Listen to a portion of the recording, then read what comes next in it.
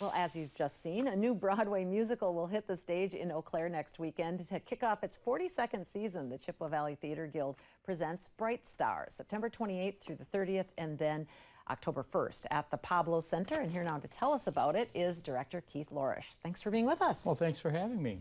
So this is a fairly new Broadway musical in terms of, age, I guess, but with some famous names attached to it. I guess tell us about that. Well, the famous names attached to it are Steve Martin, and yes, it is the Steve Martin, and Edie Brickell that did that. And they had actually done an album prior to Bright Star being produced that featured a lot of songs from Bright Star, and was like, well, why don't we turn this into a musical?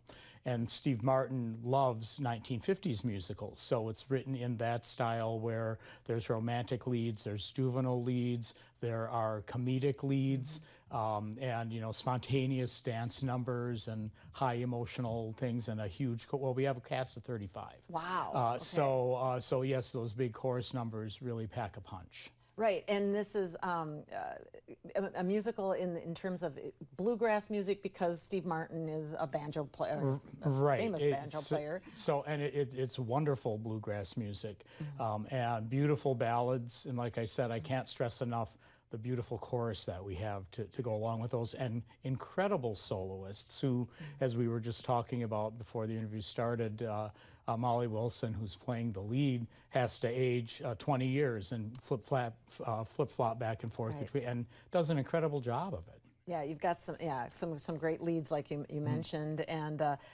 in terms of the storyline and that type of thing, I know you can't really tell us too much of the plot, but what's it based in? Well, it's based in 1920s and 1940s North Carolina, and it's based on a man who comes back from the service. He's 23 years old, and he wants to become a writer.